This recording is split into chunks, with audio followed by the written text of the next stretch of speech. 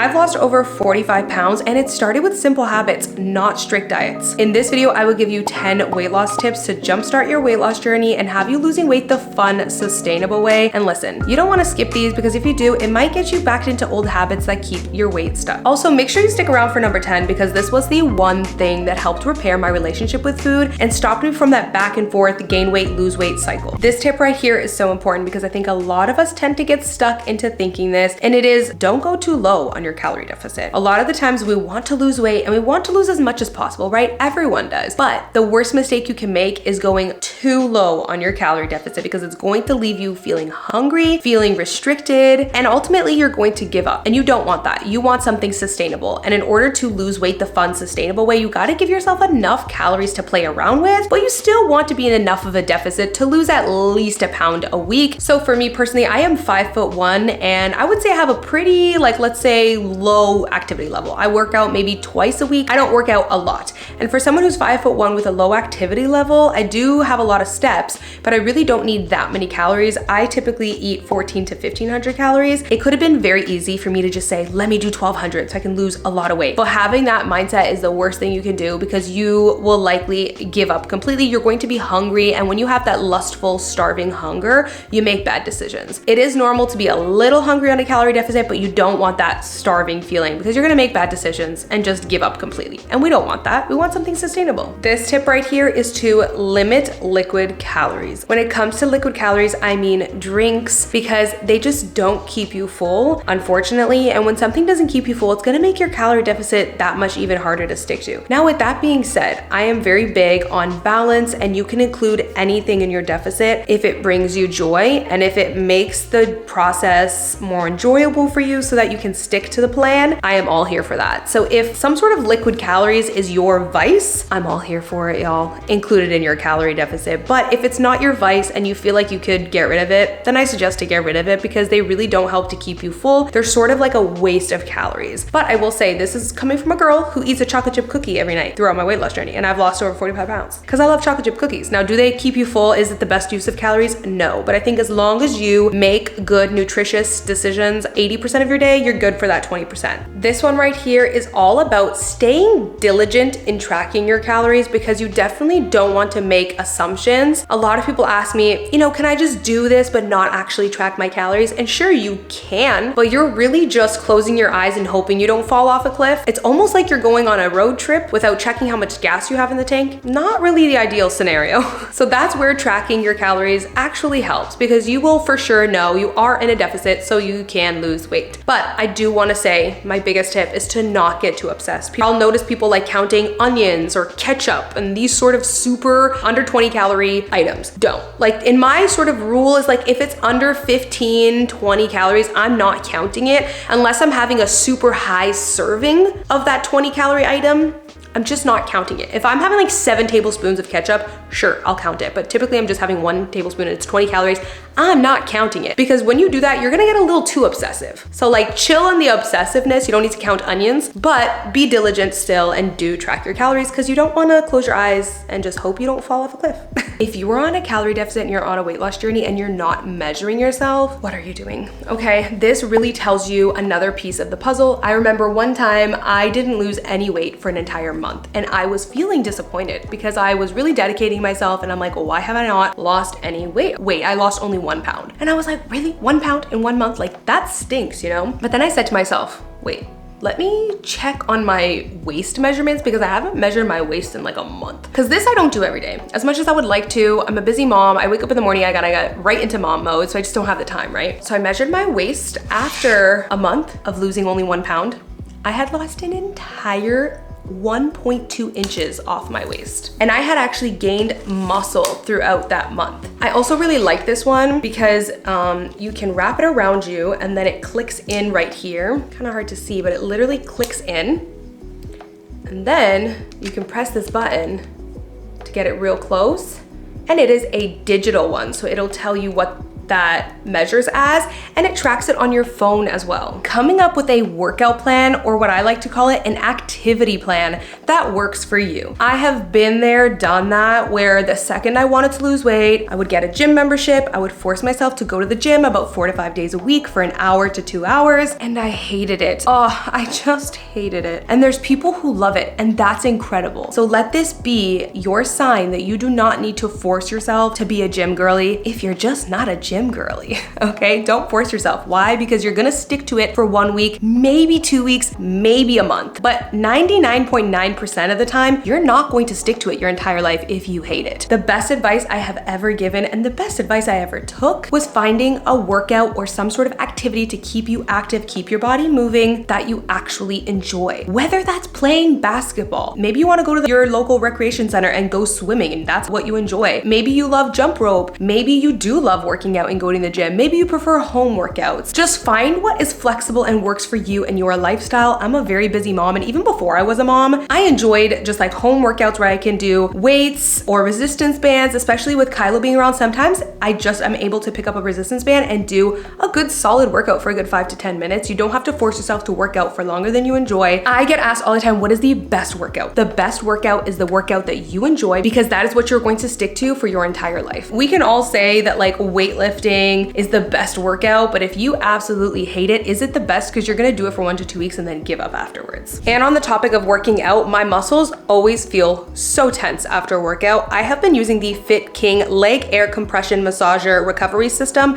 and it is incredible for blood circulation, for recovery after a workout. If you work from a computer or work at home on a laptop like I do, your muscles tend to just get tense. And this compression massager really helps to relax my muscles and also get my blood circulating. Because again, when you're sitting down for a long period of time, your blood is just not circulating. This is especially my favorite after sprints. Nobody talks about how much when you sprint, you are using every muscle in your body, and your body can feel very tense afterwards, especially your legs. These boots offer a 4-zone control. So they target your thigh, upper and lower calf, and your foot to give you full relaxation and blood circulation on your legs. You can use it in your bed, you can use it while watching TV or watching a movie, you can use it while you are working on your computer. Fit King's packaging is truly designed for convenience. The packaging is very portable. Also, they offer 24-hour online customer service, which I love, because anytime you have a product like this, you want to be able to reach out to their customer service very easy. So the fact that it's 24-hour and online, I'm here for it. Also, the boots are available in small, medium, and large to ensure that they have a universal fit for all body types. I absolutely love that. It also has integrated pressure sensors to really make sure you get precise control, which I love. I truly do feel like my legs are so much more relaxed and my blood is circulating way better after I use this. Not to mention, y'all know I am the convenience queen. I am here for anything that I can do at home, but get that really spa-like experience. So you can get that therapeutic experience, but in the comfort and convenience of your own home with Fit King, and I am all here for that. Y'all know that's my favorite. So if you want to check out the Fit King leg air compression massager recovery system, then I will leave the link down below in the description box. And huge thank you to Fit King for sponsoring this video. Now let's get into the next tip. I always get asked if I only count calories or if I also count macros, and my tip to people is always avoid counting macros and just stick to 1 or 2 things. For me personally, I like to count calories and I like to track my protein and be mindful of fiber. But to me, counting just 2 or 3 things is way more reasonable and easier than counting 5 different things: protein, fat, carbs, fiber, and calories. Like, it's just too much. It's too much. It's too much to maintain. You're likely gonna do it for like a month or 2 and then give up because it's just too high maintenance, okay? So counting just calories and protein and just being mindful of some of the other items, it's way easier to maintain that, and it's way less intimidating. This next one right here is so important, and it is be prepared. Have fast, quick, easy, high protein, healthy meals planned or even saved on your phone ahead of time, because there's going to be days when you're so busy you don't have any time to cook at all. And instead of reaching for takeout with a ton of hidden calories, you can have high protein, 5-minute, no cook meals ready ahead of time. And I actually have an entire video sharing, I think 10 or 12 high protein, 5-minute no cook meals that I share with you guys. You wanna stay ready. You don't wanna get ready, you wanna stay ready, okay? Because those moments are gonna happen in a weight loss journey. It's not going to be perfect. You're gonna get caught off guard one day. You're gonna be so busy and then all of a sudden you're starving and maybe you don't have any time to cook, and you don't wanna get caught off guard in a moment like that because you might make the wrong decision. You might order the wrong foods that are not gonna fit your calorie deficit. Stay ready, don't get ready, okay? Either have food meal prepped in the fridge already or have those quick no cook 5-minute meals saved ahead of time. Reference my YouTube video where I have those high protein no cook meals ready for you. Very, very important. Don't get caught off guard and make the wrong decisions. Be prepped mentally ahead of time. This one right here is so good, you guys. This has helped me so much. And it is to set short, small, within reach weight loss goals. When you have a goal of losing 30 pounds, 50 pounds, it can feel very out of reach and far ahead. And it can almost feel like you're climbing Mount Everest, and nobody wants to climb Mount Everest.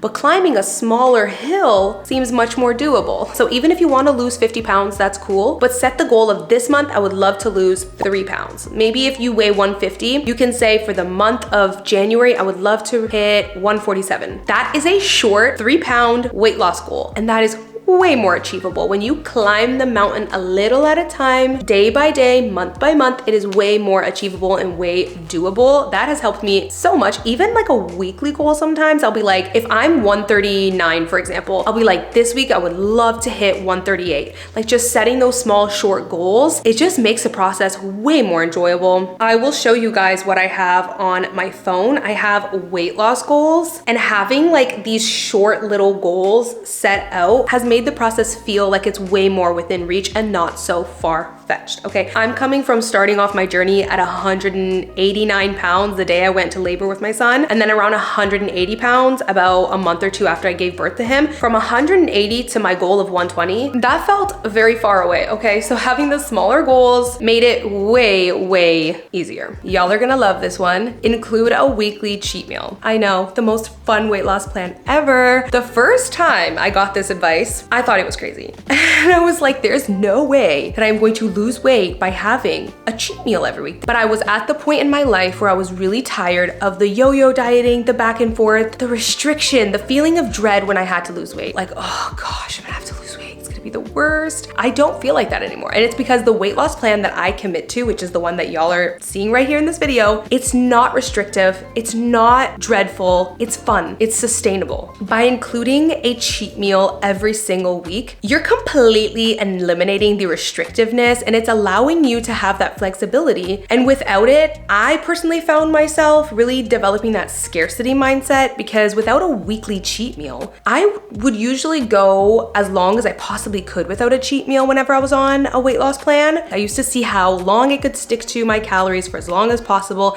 and that would give me some sort of feeling of achievement. But really at the end of those 1 month or 2 months of holding out, it left me feeling so lustful of whatever food that I really was craving, and I ended up binge eating for like a solid week, sometimes even 2 weeks, and gaining a bunch of weight back. That's where the yo-yo dieting and the back and forth came from. When you are not restrictive, it completely eliminates that scarcity mindset, and you no longer have that thought or feeling where you're like, oh my goodness, I don't know when my next cheat meal opportunity is going to be, so let me get all of my favorite food in right now and just binge and go crazy. You don't feel like that. You'll know that you'll have another cheat meal coming up in just about a week, so you won't feel that lustful scarcity sort of mindset. I'm telling you, this is the magic key to completely getting rid of that bad relationship with food where it makes you feel like you have to be super restrictive, and that yo-yo diet and that back and forth. This was it for me. This was the key to changing my whole mindset around weight loss and food and my relationship with food. Now, there's the right way to do it though. You definitely want to be smart about it, because if you're not smart about your weekly cheat meal, you will eat back all of your calorie deficit that you had throughout the week and you won't lose weight. So there's a way to do it, okay? Here's the way to do it. Cheat meal, not day, meal. I think a lot of people can get that confused there, okay? You do not want to do a full cheat day. You're gonna rack up too many calories. And it's just not a healthy way to practice a good, healthy lifestyle, right? So when you have your cheat meal, whatever that is, you want to start off your day the same way that you normally would, and it is what it is. It's just a meal. Whether you want your cheat meal to be breakfast, lunch, or dinner, it doesn't matter. Pick, and it's just that one meal, okay? Whether you want to order some pizza or maybe some pizza and a cookie, cool, whatever, but it's not for the entire day. It's just that one meal. That's a super important part, because when you try to do it for the day, one, you're gonna rack up too much calories. Two, it is not a good way to practice that new healthy lifestyle that you want. And the reason why this works is because your calorie deficit, it doesn't matter so much what your calorie deficit was for the day. It more matters what it was at the end of the week, so your weekly average.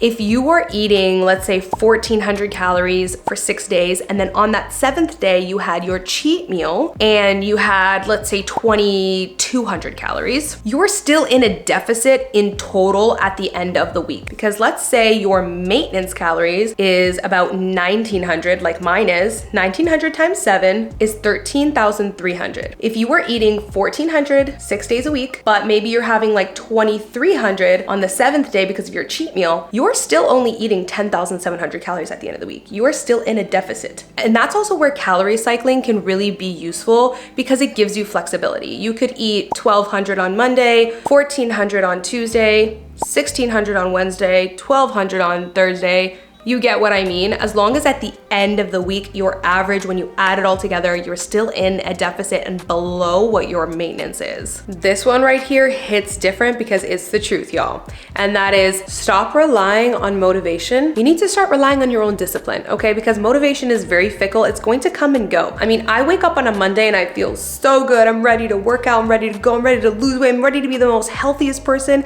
the most fit person you've ever seen in your life. And then the next day on a Tuesday morning, I'm like, I'm feeling lazy, honey. Okay, so motivation is fickle. You don't want to rely on it. You need to rely on discipline and a plan, because a goal is only a wish without a plan in place. If you have a goal right now and you don't have a plan to reach that goal, you're just wishing and dreaming, honey. Cut out the wishing and dreaming and make an actual plan. And I actually have a video that I just did, and it is a beginner-friendly, step-by-step, foolproof, sustainable, fun weight loss plan for you to follow. Because motivation's fickle, you need to really be disciplined, decide that you want this, and stick to it no matter how you wake up feeling, because feelings are fickle, sweetie. We're not relying on feelings.